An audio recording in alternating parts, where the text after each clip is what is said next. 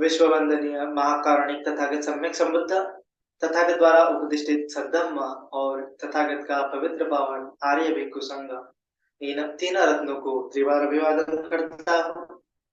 वैसे ही भारतीय घटना के शिल्पकार महामानव बोधिसत्व डॉक्टर बाबा साहब अम्बेडकर जिन्होंने इस भारतवर्ष में धर्म क्रांति का ऐलान किया, उस धर्म क्रांति में भी मैं अपने आप को समर्पित करता हूँ। वैसे ही सभी जुड़े हुए शील संपन्न श्रद्धावान उपासक उपासिकाएं, बालक तथा बालिकाएं, सभी के प्रति मंगल मैत्री मंगल कामना। तो आज का धर्म चर्चा का हमारा जो विषय है वह सतीपट्ठान सूत्र है। तो इससे पहले भी हमने सतीपट्ठान के जो दो भाग जो है देख चुके हैं, तीन भाग जो है देख चुके हैं। तो आज हम आगे जो है सतीपट्ठान भावना जो है उसका ही विश्लेषण का जारी रखेंगे, कंटिन्यू करेंगे। जो महासतीपट्ठान सूत्र है जिसके अकॉर्डिंग हम देखते आ रहे हैं कि किस प्रकार से कायानुपश्यना होती है। कायानुपश्यना में हमने आनापान पर्व देखा है, इर्यापत पर्व देखा है, संपजान पर्व देखा है, पटिकुल मनसिकार पर्व देखा है, धातु मनसिकार पर्व देखा है, नवशिवतिका पर्व देखा है। उसके बाद हमने वेदनानुपश्यना देखी, फिर उसके बाद हमने चित्तानुपश्यना देखी और उसके बाद जो है हम धर्मानुपश्यना के बारे में जानेंगे। तो धर्मानुपश्यना में भी कुल मिला के 4 पब्ब है, 5 पब्ब है। तो उसमें से निवारण पब्ब है, उसके बाद खंड पब्ब है, उसके बाद आयतन पब्ब है, भोजांक पब्ब है और सच्च पब्ब है। तो इसमें हम निवारण पब्ब देखेंगे। तो जैसा कि हम देखते आ रहे हैं, विपස්සना जो है कई जगहों पे आप जो है साधना भी करते हैं, विपස්සना की भावना भी करते हैं। तो अलग-अलग प्रकार से विपස්සना हम मतलब करते आ रहे हैं। आप जो है अलग-अलग साधना पद्धति में भी देखते आ रहे हैं कि कैसे-कैसे हम विपස්සना करते हैं। लेकिन दरअसल सबसे बड़ा प्रश्न यह है कि हम विपස්සना क्यों करते हैं, है ना?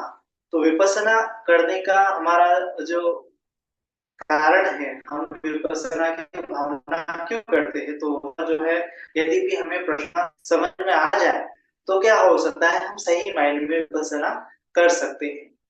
तो विपස්සना का मूल हेतु क्या है? विपස්සना भावना का हेतु क्या है? तो हमने शुरुआत में ही जाना है कि जो है भगवान बुद्ध ने कहा है कि ये जो 4 सतिपट्ठान है, वह किस लिए है? कि सत्वों की विशुद्धि के लिए है। सत्तानां विशुद्धियाँ, सुख प्रतिवानम्, अथंगमाय, दुःख दोमनस्सा का जो है उसका अतिक्रमण करने के लिए, सत्य की प्राप्ति के लिए और निब्बाण का साक्षात्कार करने के लिए। लेकिन हमें देखना है कि सत्वों की विशुद्धि का अर्थ क्या होता है? यानी कि सत्वों की विशुद्धि कैसे होती है?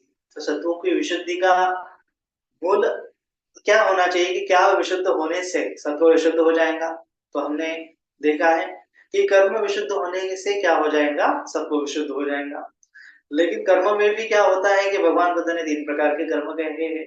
एक तो होता है कायिक कर्म, फिर वाचिक कर्म और फिर मानसिक कर्म। तो दरअसल भगवान ने कहा है कि जो मानसिक कर्म ही है, वही क्या है? सबसे जड़ है ना? मन ही क्या है? सभी चीज़ों का अगुवा है ना? मनोबुद्धंगा धम्मा मनोसेट्ठा मनोमया।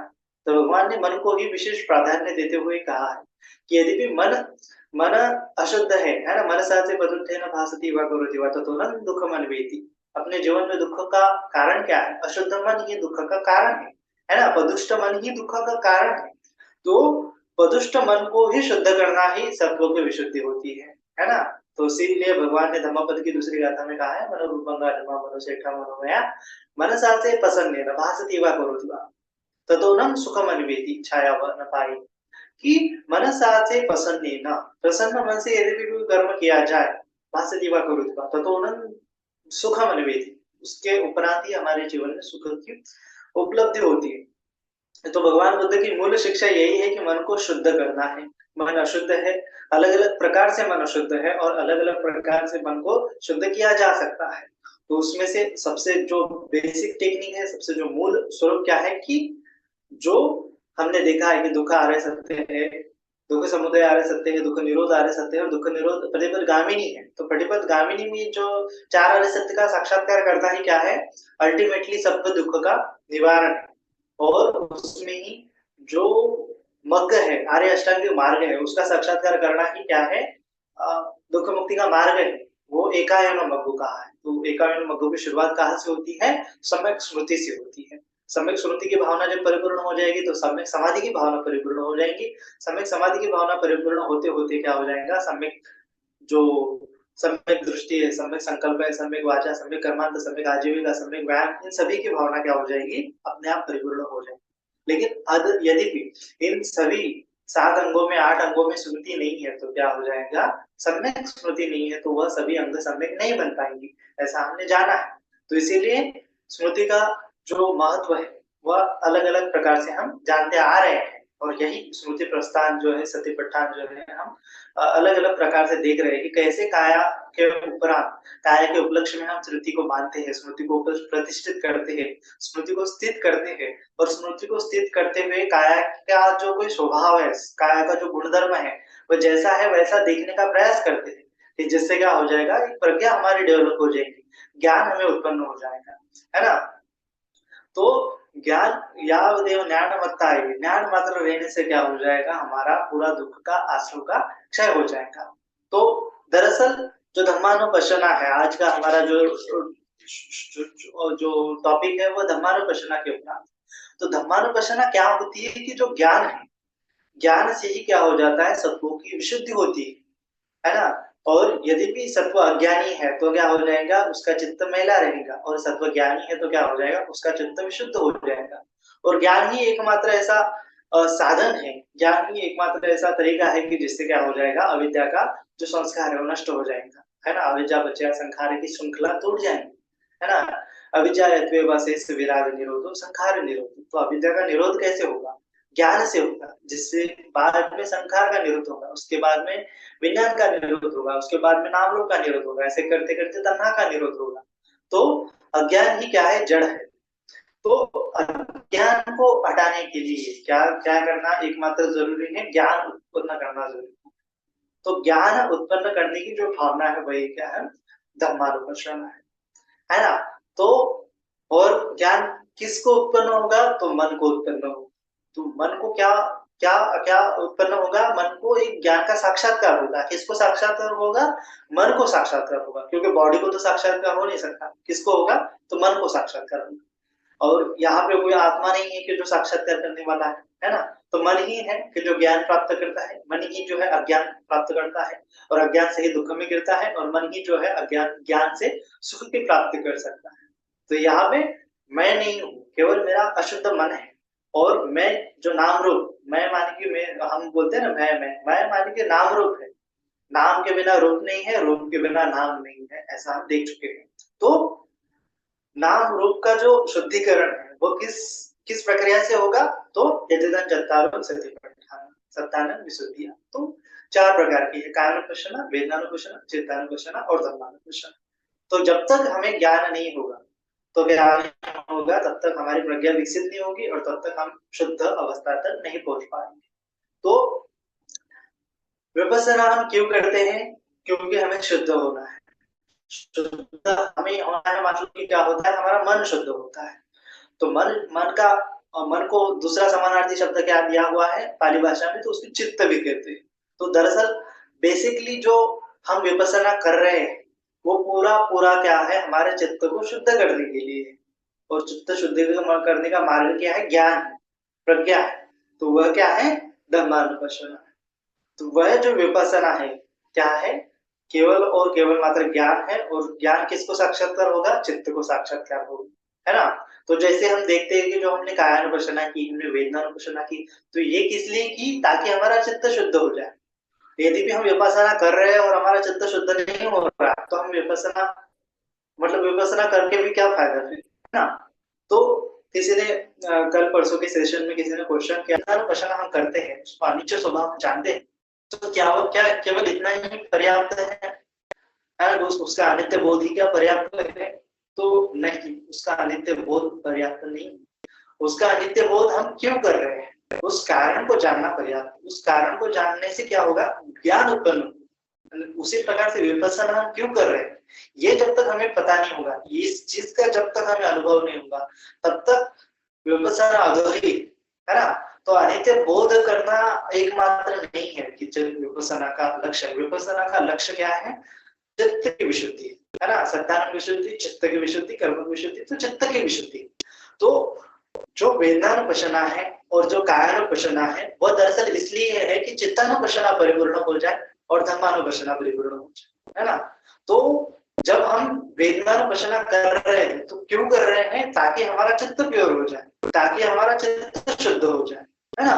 तो चित्तानुपश्यना ही जो है क्या है, सही मायने में हमारी पूरी साधना का हेतु है, साधना का लक्ष्य है, साधना का क्या है, जो पूरा का पूरा साधना वही है चित्तानुपश्यना। और चित्तानुपश्यना करने के लिए हमें कायानुपश्यना और वेदनानुपश्यना का क्या करना होता है, भावना ज्यादा से ज्यादा करनी होती है। तो उसको कई ट्रेडिशन में उनको क्या कहा जाता है, शमन साधना के अंग भी कहा जाता है, कायानुपश्यना को और वेदनानुपश्यना को। क्योंकि चित्तानुपश्यना वही है क्या है कि जो प्योर होगा चित्त, और धम्मानुपश्यना क्या है कि ज्ञान ज्ञान उत्पन्न करने का माध्यम है। तो यह दो दो जो है, कायानुपश्यना और वेदनानुपश्यना, यह क्या है कि हमारे एक प्रैक्टिस है। प्रैक्टिस ऐसी है कि हम सप्ताह में रह सके, है ना। सप्ताह पुष्ट करने के लिए क्या है, वो जो काया है, काया को प्रक्षुब्ध करना है, वेदना को प्रक्षुब्ध करना है, यह क्या है, हमारी भावना है कि जो हम चित्त को प्रक्षुब्ध करें, है ना। तो यह जो भावना है शमन साधना के अंतर्गत आती है। और जो विपස්සना है रियलिटी में, जो चित्तानुपश्यना है और धम्मानुपश्यना है।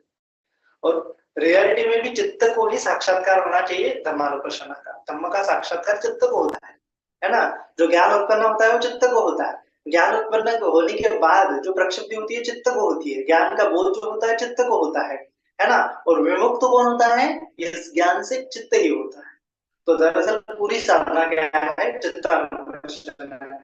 तो जो वेदना हम देख रहे हैं, वेदनानुपश्यना भी बहुत सारे लोग करते हैं ना, तो वेदना को अनित्य देखते हैं, अनित्य देखते हैं। लेकिन अनित्य क्यों देख रहे हैं, क्योंकि अनित्य क्यों देख रहे हैं, विपස්සना क्यों कर रहे हैं हम, क्योंकि हमारा चित्त में शुद्ध करना है। ये जब तक हमारे ध्यान में नहीं होगा, ये जब तक हमारी स्मृति नहीं बनेगी, तब तक सती प्रतिष्ठित नहीं होगी। हम क्यों कर रहे हैं, तो वेदनानुपश्यना में क्या होता है, वेदना जब उत्पन्न हो रही है, तो वेदना उत्पन्न होने से तुम्हारे चित्त पे क्या होता है, उसका प्रतिक्रिया बनती है। सुखद वेदना आए तो आसक्त होता है चित्त, दुखद वेदना आए तो चित्त उसमें दोमन से जगाता है ना। एक क्रेविंग जगाता है कि एक व्यापाद उसमें चंचल हो जाता है चित्त, मचल जाता है चित्त। उसमें क्या हो जाता है, एक व्यापाद, एक तीव्र दुख पीड़ा उसमें महसूस करता है। जब दुखद वेदना आई तो वेदना कहाँ पे होती है, काया पे होती है ना। लेकिन दुखी कौन हो रहा है, चित्त दुखी हो रहा है। वेदना कहाँ पे होती है, सुखी सुखद वेदना कहाँ पे होती है, काया पे होती है। लेकिन सुखी कौन हो रहा है, चित्त हो रहा है। तो दरअसल जो वेदनानुपश्यना है वो चित्त को परिशुद्ध करने के लिए है। तो उसको अनित्य देखना ही केवल वेदनानुपश्यना नहीं, उसका उसका प्रतिक्रिया, उसका जो जो कॉज एंड इफेक्ट है, उसका जो पूरा एक चक्र है। वेदना का परिक्रमण क्या है, एक जो अतिक्रमण कैसे करेंगे हम वेदना को। वेदना का क्षेत्र जब तक नहीं जानेंगे तब तक अतिक्रमण नहीं होगा। तो वेदना का क्षेत्र क्या है, काया वेदना का क्षेत्र है।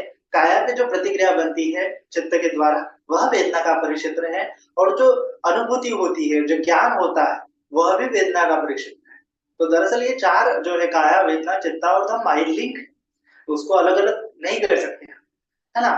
तो अलग अलग चिंता हो ही नहीं सकती विपස්සना। तो विपස්සना का पूरा यही अर्थ है कि चित्त को परिशुद्ध किया जाए। जो प्रक्रिया हो रही है, काया में हो रही है, वेदना में हो रही है, चित्ता में हो रही है, धम्मा में हो रही है, उसका सभी का मूल हेतु है कि चित्त को परिशुद्ध किया जाए उस प्रक्रिया के द्वारा, उस प्रक्रिया के ज्ञान के द्वारा। क्योंकि अज्ञान से हमारा चित्त अशुद्ध है, मैला है, तो दुखियारा है। तो ज्ञान उत्पन्न होगा तो क्या हो जाएगा, चित्त परिशुद्ध हो जाएगा। तो उस वेदना को कैसे देखना है कि ये जो वेदना है, वेदना के ऊपर जो मेरा चित्त प्रतिक्रिया दे रहा है, वेदना के ऊपर वेदना उत्पन्न हुई तो वेदना के ऊपर जो प्रतिक्रिया देने वाला चित्त है, उस चित्त को प्रक्षुब्ध करना बोध से, उस चित्त के रिएक्शन को स्टेबल करना, उस चित्त के स्वभाव को पलटना, यही क्या है, विपස්සना है। अगर चित्त का स्वभाव पलट नहीं रहा है हर बार राग जगा रहा है, आसक्त हो रहा है, हर बार द्वेष जगा रहा है, नहीं चाहिएगा भाव जगा रहा है, तो चित्त का वही स्वभाव है जो अज्ञान का है। तो चित्त का स्वभाव पलटना है ना, चित्त का अशुद्ध चित्त का स्वभाव पलटना माने कि शुद्ध करना। तो यह जो है ये अल्टीमेटली हमारा बोध होना चाहिए, गोल होना चाहिए, एम होना चाहिए उपासना करने का, कि जब वेदना आई तो मेरे चित्त पे प्रतिक्रिया बनी, तो वेदना के साथ-साथ ही हम चित्त को अनुभव कर रहे हैं, है ना?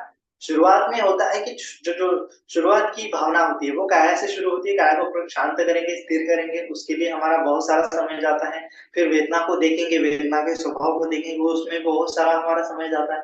फिर थर्ड स्टेज जो है चित्तान्वेषण, वहीं से रियल जो ज्ञान का जो क्षेत्र है वो खुल जाता है। पहले का क्षेत्र क्या है? पहले का क्षेत्र तो ये चक्षुकर्मी, पहले का क्षेत्र तो केवल शमन साधना का है। पहले का क्षेत्र तो केवल क्या है कि चित्त को यूँ-त्यों करके क्या है कि काया को प्रक्षुब्ध करना है और वेदना को प्रक्षुब्ध करना है। जो दूसरा क्षेत्र है, तीसरा क्षेत्र है, क्या है? चित्ता का क्षेत्र और धम्मा का क्षेत्र। तीसरा और चौथा क्षेत्र है, वह क्या है? ज्ञान का क्षेत्र। 2 ज्ञान के अंग हैं और 2 शमन के अंग हैं। तो जब वेदना वेदना का हम देख पाते हैं, अनित्य के तौर पे देख पाते हैं, तो उसके आगे हमें क्या करना है? चित्तानुपश्यना करना है। तो चित्तानुपश्यना में क्या करना होता है कि जो जो प्रतिक्रिया दे रहा है चित्त, उसको जानना है। वेदना उठी, उसके उपरांत चित्त जानने के लिए उठा, है ना? जान कौन रहा है? चित्त जान रहा है। तो चित्त जानने के लिए उठा, उठने के साथ-साथ चित्त के प्रति चित्त में क्या हो रही? प्रतिक्रिया हो रही है। चित्त में राग उत्पन्न हो रहा है, द्वेष उत्पन्न हो रहा है। उस स्वभाव को पलटना ही क्या है? विपස්සना है। उस स्वभाव को बदलना ही क्या है? विपස්සना है। तो कैसे बदलेंगे? इस ज्ञान से कि भई ये अनित्य है, दुःख है, अनात्म है। ये जो वेदना उत्पन्न हो रही है वो कभी ना कभी जाके नष्ट होगी। ये जो है दुःख का कारण है और ये जो क्या है? अनात्मा है। मैं नहीं हूँ, मेरा नहीं है, इसमें मैं नहीं है, ये मेरी नहीं है, है ना? इस प्रकार से अनात्मा का बोध जब हो जाएगा, तो चित्त उसमें लगाव नहीं रखेगा। चित्त उसमें क्या हो जाएगा? चिपकाव नहीं रखेगा। जब उसको जो अनुभूति हो जाएगी कि ये छूटने वाला है ना? उसकी बार-बार छूट जाता है, चित्त पकड़ता है, छूट जाता है। हर एक वेदना उत्पन्न हुई, चित्त पकड़ने की चेष्टा करता है, लेकिन वो छूट जाता है। तो एक ज्ञान स्मृति से क्या हो जाएगा? ये स्मृति बार-बार बनी रहे, तो ज्ञान डेवलप होगा। अरे ये तो नश्वर है। तो नश्वर है तो क्या हो जाएगा? चित्त उससे विलग हो जाएगा, है ना? फिर क्या हो जाएगा? वहाँ पे चित्त जानेगा कि ये दुःख है, ऐसे अनित्य को पकड़ना ही दुःख है और यह जो है मैं नहीं हूँ, मेरी नहीं है, ऐसा बोध हो जाएगा, है ना? ये वेदना मैं नहीं हूँ, मेरी नहीं है, इसमें मेरा कुछ भी नहीं है। तो चित्त क्या हो जाएगा? विलग हो जाएगा, विरज हो जाएगा, है ना? विराग विराग अवस्था चित्त में उत्पन्न होगी। तो वो विराग अवस्था को पुष्ट करना ही विपස්සना है। तो चित्तानुपश्यना में हम जानेंगे कि जब संवेदना उत्पन्न हुई, वेदना उत्पन्न हुई, तो चित्त को अलग करना। चित्त में जो प्रतिक्रिया उमड़ रही है, चित्त में जो रिएक्शन हो रहा है, तो उस रिएक्शन को जानना, उस रिएक्शन के स्वभाव को जानना और उसको समता में पुष्ट करना, वही विपස්සना है। उस रिएक्शन के स्वभाव क्या जानना है, उसको भी फिर आगे के लेवल पे क्या कहेंगे? अनित्य, दुःख और अनात्म के तौर पे जानना। तो वह क्या है? फिर चित्तानुपश्यना का अंग है। लेकिन चित्तानुपश्यना में दरअसल ये जो रिएक्शन हो रही है, जो जो तृष्णा है, तृष्णा कहाँ जग रही है? हमारे चित्त में जग रही है। तो चित्त में तृष्णा जग रही है। तृष्णा का 2 ही स्वभाव है, एक तो आसक्त होना है और एक तो द्वेष उत्पन्न करना है। एक तो राग है, एक तो द्वेष है। तो राग है, एक तो द्वेष है। 2 ही स्वभाव है ना? चित्त एक तो पकड़ता है, एक तो दूर ढकेलने की कोशिश करता है। ये 2 कोशिश में ही क्या होता है? चित्त जो है उस चित्त का जो स्वभाव है बना रहता है। इस स्वभाव को पालटना है, उस स्वभाव को बदलना है। तो वह क्या है? सही मायने में हम विपස්සना कर रहे हैं। तो जानना है कि मेरे चित्त का स्वभाव पलट रहा है ना? तो जब जब तक हम नहीं जानेंगे कि मेरे चित्त का स्वभाव पलट रहा है, तो तब तक क्या होगा? हम सही मायने में विपස්සना नहीं कर रहे हैं। और जो वेदना वेदना कहा जाता है, वो वेदना केवल केवल और केवल जो जो स्पर्श हो रहा है शरीर को, उतनी ही केवल वेदना नहीं है ना? जो हमारे कानों से सुनाई दे रही है, वो भी क्या है? एक वेदना है। आँखों से दिखाई दे रहा है हमें रूप। उसके बाद जो हमारे मन में चंचल-मंचल हो रहा है, वो भी क्या वेदना है ना? उसके बाद जो हम गंध सूँघ रहे हैं, अच्छा-अच्छा, बुरा-बुरा, तो जो उब रहा है, उत्पन्न हो रही है, वो भी क्या है? संवेदना है। उसके बाद जो टेस्ट हम खा रहे हैं, अच्छी है, बुरी है, कड़वी है, तो वो भी क्या है? संवेदना है। तो उनके प्रति चित्त रिएक्ट कर रहा है। तो चित्त रिएक्ट कर रहा है तो उसको समता में पुष्ट करना है, उस स्वभाव को पलटना है। कैसे पलटना है कि अनित्य को देखना है, दुःख को देखना है, उसके अधीनों को देखना है, द्वेष को देखना है, उस सभी एक कारण मीमांसा को देखना है। जब उसका रियल नेचर सामने आ जाएगा तो क्या हो जाएगा, चित्त उसमें रिएक्ट करना कम कर देगा, रिएक्ट करने का भाव कम हो जाएगा। तो वह क्या है, विपස්සना है ना? जब चित्त विशेषण पश्यति, पश्यति माने कि अनुभव कर रहा है ना? अनुभव कर रहा है, चित्त अनुभव कर रहा है, अरे हाँ ये तो अनित्य है, छूट रहा है, मैं पकड़ रहा हूँ छूट रहा है, मैं पकड़ रहा हूँ छूट रहा है। तो चित्त से पश्चना हुई, विपස්සना कौन कर रहा है, चित्त कर रहा है। तो जब तक चित्त मतलब सही मायने में इस पूरे इसमें विराग विरज भाव उत्पन्न नहीं करेगा, तब तक क्या होगा, तो चित्तानुपश्यना नहीं होगा, विपස්සना नहीं होगी। तो उसी के अकॉर्डिंग क्या है कि धम्मानुपश्यना में पहला जो पर्व है, तो क्या है, निवारण पर्व है, निवारण पर्व है। पहले पर्व में निवारण पर्व माने कि 5 निवारण होते हैं।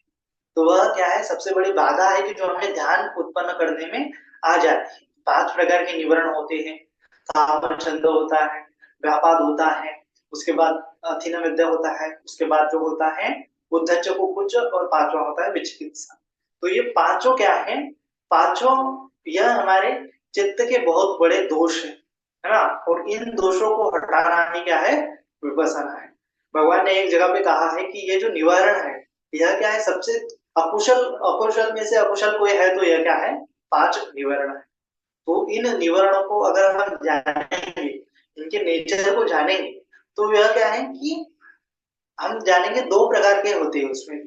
तो 2 प्रकार के माने कि एक तो आसक्ति के होते हैं और एक तो द्वेष के होते हैं और तीसरे मोह के होते हैं, 3 ही प्रकार के होते हैं। तो आसक्ति में क्या होता है कि एक कामछंद होता है, कि हम जब हमारा चित्त किसी चीज़ में आसक्त होता है तो कामछंद उत्पन्न हो गया। कामछंद उत्पन्न हो गया माने कि जो जो हमारे बाह्य इंद्रियाँ हैं, 5 इंद्रियाँ हैं, तो 5 इंद्रियों से जो हम विषय ग्रहण कर रहे हैं, आँखों से रूप देख रहे हैं, कानों से सुन रहे हैं, नाकों से गंध ले रहे हैं, जीभ से टेस्ट ले रहे हैं और काय से स्पर्श कर रहे हैं। तो ये जो इंद्रियों से क्या हो जाता है, उसमें हम आस्वाद लेने लगते हैं, रस लेने लगते हैं, तो क्या है, वो काम छंद है ना? एक काम भोगों की चीजों में आस्वाद ले रहे हैं, भौतिक चीजों में हम आस्वाद ले रहे हैं, तो उसको काम छंद कहा है। तो एक 6 इंद्रिया है, मन का भी आस्वाद होता है कि अलग-अलग विचार करता रहता है, वो भी क्या है, एक आस्वाद है। तो ये 6 प्रकार के क्या होते हैं, काम छंद होते हैं। और उन काम छंदों में चित्त अगर आसक्त हो रहा है, तो क्या हो रहा है, वह अशुद्ध होता चला जा रहा है। तो धम्मानुपश्यना में क्या करना होता है कि जो चित्त पे जो उत्पन्न हो रहा है काम छंद, है ना? जैसे जो चित्त है, चित्तानुपश्यना में वही होता है कि काम छंद जो है, या फिर जो जो थीन विद्या है, थीन विद्या माने कि आलस भी जो है, वह भी काम छंद का प्रकार है। तो वह कहाँ उत्पन्न होता है, चित्त में उत्पन्न होता है ना? जैसे हमने काया का क्षेत्र जाना, तो काया में क्या होता है कि बॉडी है, बॉडी की प्रॉपर्टीज है, बॉडी अलग-अलग नेचर हमने देखा है, बॉडी के पार्ट्स देखे हमने, बॉडी के जो किस चीज़ से बनी है, किस धातु से बनी है, पृथ्वी, आप, तेज, वायु से बनी है, ऐसा देखा है। मरने के बाद बॉडी का क्या होता है, जर्जर होती है, जीर्ण होती है, उस प्रकार से अलग-अलग बॉडी के स्वभाव हमने देखे। तो उसी प्रकार से हमें क्या करते हैं, चित्त के भी स्वभाव को यहाँ पे दिखाई देते हैं।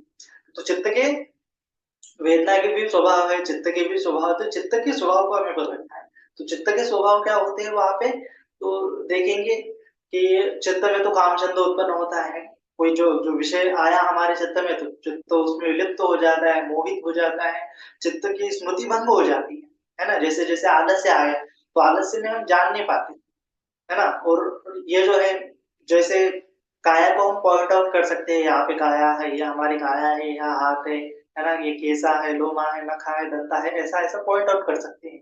उसके बाद जो वेदना है, वेदना को भी पॉइंट आउट कर सकते हैं। हाँ, यहाँ पे संवेदना हो रही है, यहाँ पे संवेदना हो रही है, यहाँ पे हो रही है। लेकिन जो चित्त है, चित्त को हम पॉइंट आउट नहीं कर सकते। जैसे आलस्य आ गया, तो आलस्य कहाँ पे आ गया अभी? यहाँ पे पॉइंट आउट, पैरों में आ गया कि आलस्य, हाथों में आ गया कि, ऐसा नहीं कहते। तो आलस्य से क्या हो जाता है, पूरा चित्त ही क्या हो जाता है, भर जाता है। तो पूरा चित्त भर जाता है, तो उसकी वजह से, आलस्य की वजह से एक पूरा एक पर्दा हमारे चित्त पे आ जाता है कि जिससे हम कुछ भी समझ नहीं पाते, बाहर की चीज़ों को देख नहीं पाते, इस जगत का अनुभव नहीं कर पाते, है ना? जैसे नींद में है, तो नींद में हम जगत का अनुभव नहीं कर पाते, तो वह आलस्य का गुणधर्म है। उसके बाद जो कामछंद का भी वैसा गुणधर्म होता है। तो कामछंद भी क्या होता है कि जब-जब चित्त में वासना जगी, जब-जब चित्त में क्रोध जागा, तो हम क्या कर देते हैं, कुछ रिएक्शन कर देते हैं। और जिससे क्या हो जाता है, हम अकुशल कर्म करते बैठते हैं और हमें ये मोह की अवस्था है, ये अज्ञान की अवस्था है। चित्त चित्त ज्ञान ही नहीं होता, चित्त में संप्रज्ञान नहीं होता, चित्त में स्मृति नहीं होती, तो यह क्या है, सबसे बड़ी बाधा होती है विपස්සना करने में या ध्यान प्राप्त करने में। ये कामचंद होता है, उसके बाद जो थिनमिद्य होता है, आलस्य होता है, उसके बाद जो व्यापार भी है, क्रोध है जगह, बड़ी बड़े दोमनस्य जगह है चित्त में, व्यापार किसी के प्रति द्वेष जागा, नफरत का भाव जागा, तो यह क्या है, व्यापार है। तो कायिक व्यापार है, मानसिक व्यापार है, तो ये व्यापार जो है यह भी क्या होते हैं कि चित्त को या फिर जो ज्ञान है, ज्ञान उत्पन्न करने में बाधा हो जाती है, या फिर जो जो मोहित अवस्था है, अज्ञान की अवस्था है, तो हम रियलिटी को देख नहीं पाते एज इट इज, है ना। जो जो संप्रज्ञान नहीं होता तो रियलिटी को देख नहीं पाते। उसके बाद जो जो उद्धच्च कुक्कुच्च है, चित्त जब चंचल मंचल है, चित्त जब यहाँ से उठता है वहां उठ जाता है, यहाँ से उठ जाता है वहां उठ जाता है, तो यह भी चित्त का चंचल का स्वभाव जो चित्त का है, वह भी क्या होता है कि हमें ज्ञान प्राप्त करने में बाधा उत्पन्न करता है ना। और उसके बाद जो है विचिकित्सा, हमारे मन में अलग अलग प्रकार के थॉट प्रोसेस चल रहे हैं, तो हम जो पढ़ रहे हैं वो हमें समझ में नहीं आता, हम जो सुन रहे हैं हमें समझ नहीं आता, क्योंकि हमारा चित्त दूसरी ही चीजों में गुमराह होता है। या फिर विचिकित्सा को दूसरे तौर पे समझेंगे कि जो जो जो ध्यान करने से क्या हुआ, ये कुशल कर्म होते हैं, चित्त शुद्ध हो जाता है, ये इस चीज पे अविश्वास ही क्या होता है, विचिकित्सा होती है। तो यह जो है ज्ञान उत्पन्न करने में पांच निवरण बहुत बड़ी बाधा है। तो पांच निवरणों को कैसे हटाना है ना, भगवान ने कहा है कि पांच निवरण क्या है कि ये जो है जैसे ज्ञान, जैसे जैसे एक मैं पानी है, पानी क्या है कि पानी में किसी ने कलर डाल दिया हो, पानी का एक डबका है और पानी में किसी ने कलर डाल दिया, तो हम हमारा प्रतिबिंब एज इट इज नहीं देख पाते, उसमें क्या हो जाता है, दोष होता है कि चित्त की प्रतिबिंब जो है, रिफ्लेक्शन, हम उस पानी में नहीं भी देख पाते। तो ठीक उसी प्रकार से जब चित्त में कामचंद फैल जाता है, तो पानी में कलर के भांति एक कामचंद हमारे चित्त में फैल जाता है, और जिससे जो संप्रज्ञान चित्त नहीं रहता, स्मृति भी नहीं रहती, और स्मृति नहीं रहेगी, संप्रज्ञान नहीं रहेगा, तो प्रज्ञा की भावना नहीं होगी, विपස්සना की भावना नहीं होगी। उसके बाद जो है व्यापार है, जैसे पानी जो है उबल रहा है, पानी उबल रहा है, उबलते पानी में भी हम हमारा प्रतिबिंब देख नहीं पाते। क्यों नहीं देख पाते, क्योंकि पानी उबल रहा है। तो ठीक उसी प्रकार से चित्त में जब व्यापार उत्पन्न हो जाए, है ना, द्वेष उत्पन्न हो जाए, वैर भाव उत्पन्न हो जाए, दोमनस्य उत्पन्न हो जाए, तब क्या है, हम ठीक प्रकार से प्रज्ञा को डेवलप नहीं कर पाएंगे, स्मृति संप्रज्ञान चित्त से नहीं रह पाएंगे, है ना, मोहित हो जाएंगे, अज्ञान की अवस्था में चले जाएंगे, है ना, जो सबकॉन्शियसली चले जाएंगे। उसके बाद जो है थीना विद्या है, जैसे बहुत दिनों से रखा हुआ पानी है और उसमें क्या हो जाएगा, जो शैवाल ऊपर से आ गया, पानी हरा हरा हो गया, तो हरा हरा होने के कारण भी हम चित्त पानी में अपना रिफ्लेक्शन सही मायने में नहीं देख पाते। तो उसी प्रकार से चित्त में अगर आलस्य आता है बहुत सारा, तो भी क्या हो जाता है, आलस्य के कारण हम रियलिटी को देख नहीं पाते, है ना। तो उसको थीना विद्या कहा है पाली भाषा में, आलस्य को। थीना विद्या माने कि एक शारीरिक आलस होता है तीन, और विद्या माने कि मानसिक आलस होता है, तो दो आलस्य होती है। उसके पश्चात जो होता है उद्धच्च कुक्कुच्च। उद्धच्च कुक्कुच्च माने वही है कि एक चित्त जो है कि मानसिक चंचलता होती है, और शारीरिक की वजह से शरीर पर जो रिएक्शन हो रही है उसकी वजह से चित्त यहाँ भटकता है वहां भटकता है, एक जगह पे नहीं। जो मंकी माइंड का जो ये है स्वभाव है, वही क्या है, उद्धच्च कुक्कुच्च है। तो चित्त हमारा एक जगह पे स्थिर नहीं रहता, तो उसके कारण भी क्या होता है कि हम, जैसे भगवान ने उपमा दी है कि पानी बह रहा है, बहता हुआ पानी है, या फिर हवा आ रही है और पानी हिल रहा है, हवा के कारण पानी हिल रहा है, तो क्या होता है कि हिलते हुए पानी में भी हम हमारा रिफ्लेक्शन स्थिर नहीं देख पाते, स्टेबल नहीं देख पाते, बहुत बार तो देख ही नहीं पाते। तो जो हवा के कारण वेव्स उठ रही है पानी, तो उद्धच्च कुक्कुच्च के कारण हमारा चित्त जो चंचल मंचल हो रहा है, तो उसके कारण भी हम सही मायने में ज्ञान को डेवलप नहीं कर पाएंगे, ज्ञान को नहीं जान पाएंगे। और उसके पश्चात जो होता है विचिकित्सा। तो विचिकित्सा भी क्या है कि चित्त में चित्त में क्या हो जाता है, अश्रद्धा का भाव उत्पन्न हो जाता है चित्त में, जैसे जो पानी जो है काला काला हो गया है, या फिर पानी में किसी प्रकार का अलग प्रकार का कलर डाल दिया, तो क्या हो जाता है कि चित्त हम सही मायने में पानी में प्रतिबिंब नहीं देख पाते, है ना। तो क्या हो जाता है वहां पे एक विचिकित्सा में भी क्या होता है कि हम सही मायने में ज्ञान को डेवलप नहीं कर पाते, क्योंकि हमारी उस ज्ञान डेवलप करने की प्रक्रिया पे श्रद्धा नहीं होती, है ना। श्रद्धा नहीं होती माने कि आज आप इतने लोग सुन रहे हो तो सुनने के लिए आपका मन जो है एकाग्र होना आवश्यक है और आपकी श्रद्धा होना आवश्यक है ना। जब आपको लगे कि हाँ मैं सुन के कुछ तो भी ज्ञान डेवलप करूंगा, है धर्म श्रवण करके मेरा कुछ तो भी विकास होगा, मेरे चित्त का कुछ तो भी विकास होगा, तो ऐसा आपका एक श्रद्धा है और आपको पहले भी इस प्रकार से क्या हो गया है, धर्म श्रवण करके लाभ हुआ है, तो आपकी श्रद्धा बढ़ गई है कि हाँ मैं अगर धर्म श्रवण करूँ तो और मुझे लाभ होगा। तो विचिकित्सा वहां पे खत्म हो जाती है। आप धर्म श्रवण करने के लिए हर बार आएंगे क्योंकि आपके मन में विचिकित्सा नहीं है ना। जब विचिकित्सा का भाव होगा तो क्या सोचेंगे, अरे क्या वही बार बार सुनना पड़ता है, ऐसा है वैसा है ना, कुछ भी तो नहीं है। तो इस प्रकार से अश्रद्धा जब होगी उसमें कुछ चित्त क्या हो जाएगा, स्वाद नहीं ढूंढ पा जाएगा, उसमें कुछ चित्त को लाभ नहीं होगा तो क्या हो जाएगा, चित्त में विचिकित्सा आ जाएगी।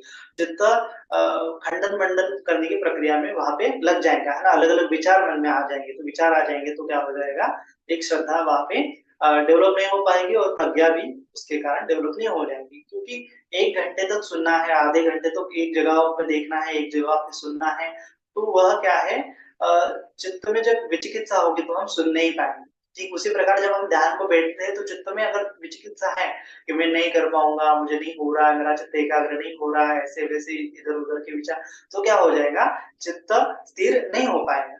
तो इसीलिए विचिकित्सा को हटाने के लिए क्या करना चाहिए, ज्यादा से ज्यादा धम्म श्रवण करने चाहिए। धम्म श्रवण करने से क्या हो जाएगा, एक तो श्रद्धा भी उत्पन्न हो जाएगी और एक परियति भी हमें पता चल जाएगी कि हमें क्या करना है क्या नहीं करना है, इसका सही मायने में हमें पता चलेगा। परियति भावना पूरी होगी तो फिर परिपत्ति के लिए हम आसानी से कर पाएंगे।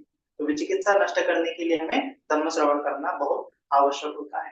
तो ये 5 चीजें, तो 5 चीजों को हटाने के लिए क्या कर सकते हैं हम, तो अलग अलग प्रकार की भावना तो कर सकते हैं, लेकिन जब धम्मानुपश्यना कर रहे हैं तो हमें इस चीज का बोध होना चाहिए। धम्मानुपश्यना माने कि मेरे चित्त में अभी क्या चल रहा है या फिर मुझे क्या अनुभव हो रहा है, आलस्य का अनुभव हो रहा है, मेरे चित्त में आलस्य उत्पन्न हो रहा है, तो उत्पन्न आलस्य उत्पन्न थिनमिद्धं, जो है जब यथा च अनुपन्नस्य थिनमिद्धस्य उत्पन्नस्य पजानाति, जो छिन्नमिद्ध उत्पन्न हुआ है तो उसको क्या करना चाहिए, पजानाति, जानना चाहिए कि मेरे मन में अभी आलस्य उत्पन्न हो गया है। तो जितनी देर आलस्य रहे उतनी देर आलस्य रहा, है ना। ध्यान करते समय क्या होता है कि बहुत बार आलस्य आ जाता है, तो जानना है कि मेरे मन में अभी आलस्य जागा है, आलस्य जागा है। यह जो ज्ञान क्या हो गया है वहां पे उत्पन्न किया है हमने, हाँ आलस्य अभी जागा है, तो वही क्या है, धम्मानुपश्यना। फिर आलस्य कुछ दिन रहेगा, कुछ देर रहेगा, सॉरी कुछ देर रहेगा, मिनट 2 मिनट 5 मिनट, उसके बाद खत्म हो जाएगा। तो फिर उसके बाद ज्ञान को डेवलप करना है, अरे हाँ आलस्य अभी जाके खत्म हो गया है, फिर एक ज्ञान हमने डेवलप कर दिया, फिर एक स्मृति वहां पे बनी रही कि जो उत्पन्न हुआ था आलस्य अभी खत्म हो गया है ना। फिर उसके बाद जो है साधना करते वक्त जानेंगे कि हाँ अभी मेरे मन में क्या है, आलस्य का भाव नहीं है।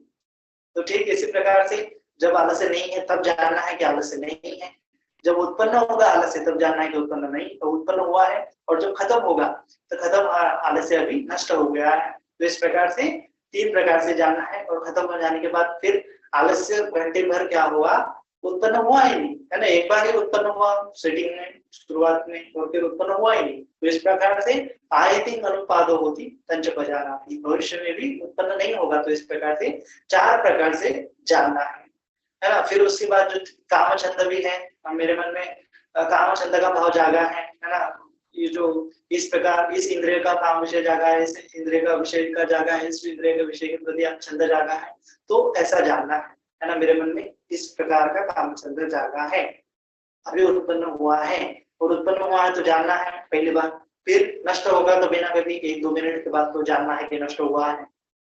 फिर अभी जो है भविष्य में फिर उत्पन्न नहीं होगा, तो इस प्रकार से भविष्य में नहीं उत्पन्न होगा। और फिर साधना कर रहे हैं तो अभी जानना है कि मेरे मन में कामछंद का उत्पन्न हुआ है क्या, तो नहीं हुआ है ऐसा जानना है।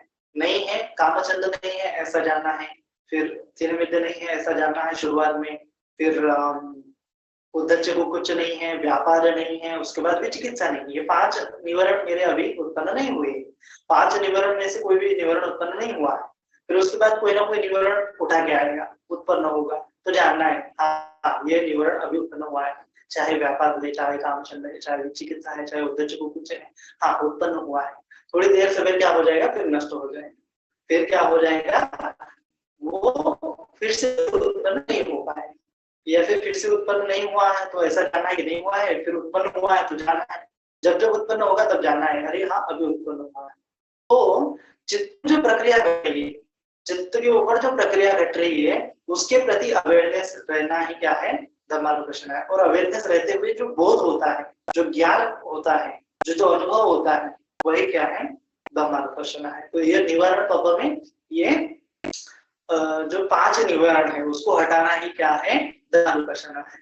उसको हटाने की भावना में हम कर सकते हैं। उसको हटाने के लिए क्या कर सकते हैं, ज्यादा से ज्यादा हम जो ये है, ज्यादा से ज्यादा ध्यान कर सकते हैं, ज्यादा से ज्यादा विपස්සना कर सकते हैं। विपස්සना करने से क्या होता है कि हमारे चित्त समता में पुष्ट होगा, समता में पुष्ट होगा और उसके साथ साथ हमारी क्षमता साधना भी बढ़ेगी। क्षमता साधना और समता है तो क्या हो जाएगा, इन काम छंद का, व्यापार का, थिन विद्या का, उद्धच कुकुच्च का हम विचिकित्सा का हम प्रहार कर सकते हैं, नष्ट कर सकते हैं।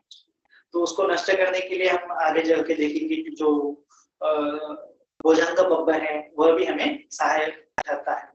तो दरअसल मैं यहाँ पे एक चीज बताना चाहता था कि ये जो कामचंद है, कामचंद क्या है, एक आसक्ति के लिए है।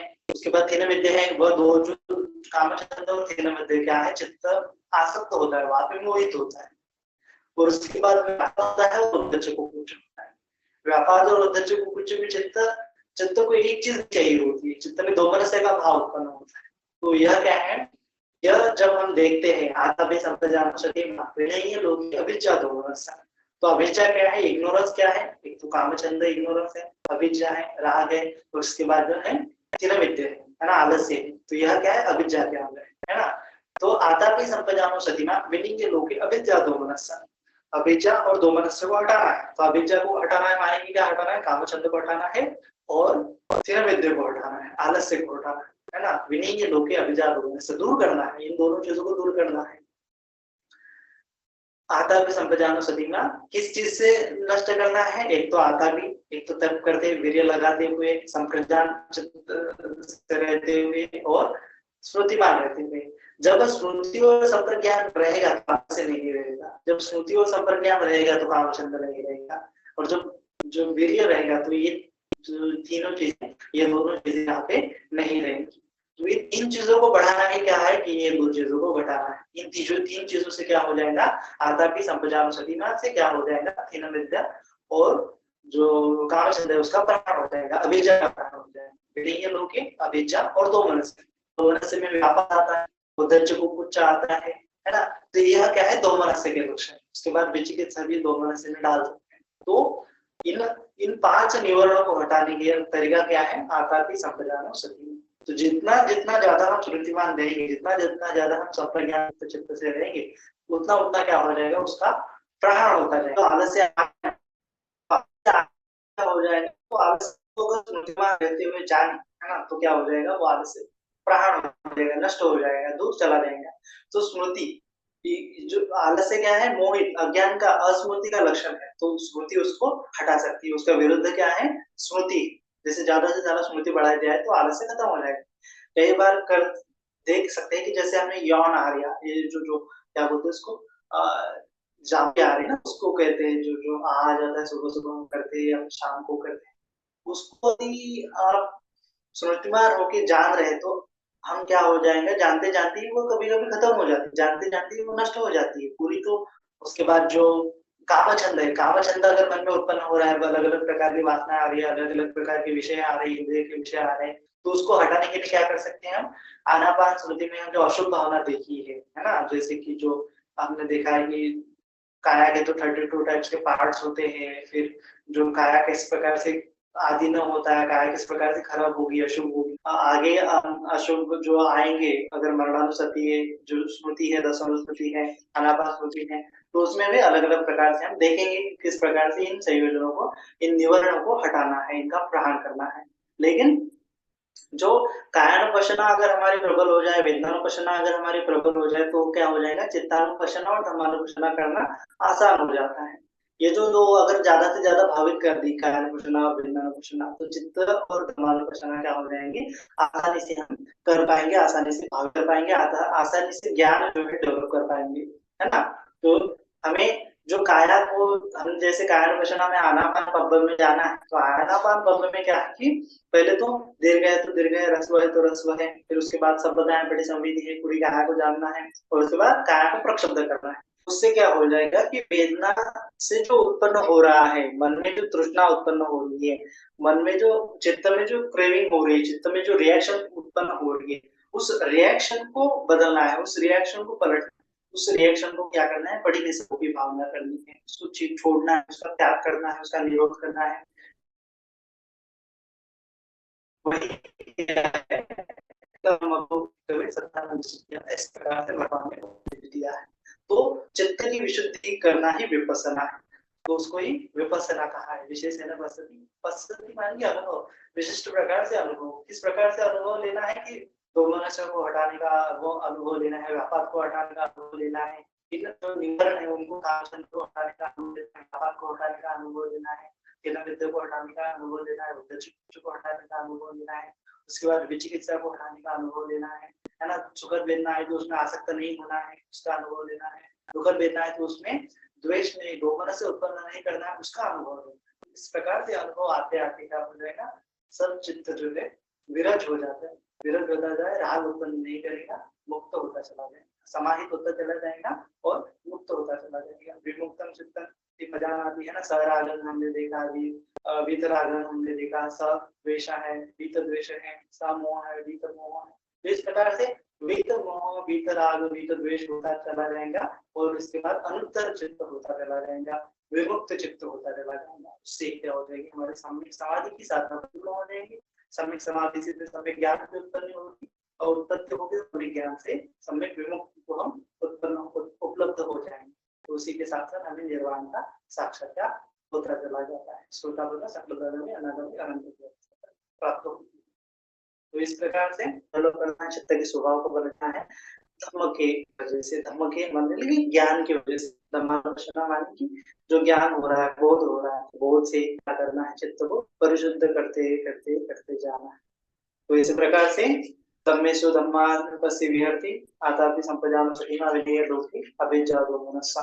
तो इस प्रकार से अज्जत वहिद्दावा धम्मेषु धम्मानुपस्स्य विहरति, समुदय धम्मानुपस्स्य वा धम्मस्मिन् विहरति, है ना, वै धम्मानुपस्स्य वा धम्मस्मिन् विहरति, समुदय वै धम्मानुपस्स्य वा धम्मस्मिन् विहरति, अत्ति धम्मन्ति वा, है ना।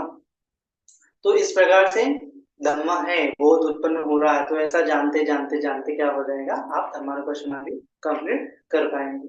तो धम्मानुपश्यना में आज हमने निवारण पब्ब देखा है, उसके बाद हम जानेंगे खंड पब्ब है, आयतन पब्ब है, और फिर भोजन पब्ब, सच्च पब्ब। तो आगे वाले वीडियो में हम उनको जानेंगे। आज के लिए इतना ही। सभी का मंगल हो, सभी का कल्याण हो, सभी जन सुखी हो, सुखी हो, सुखी।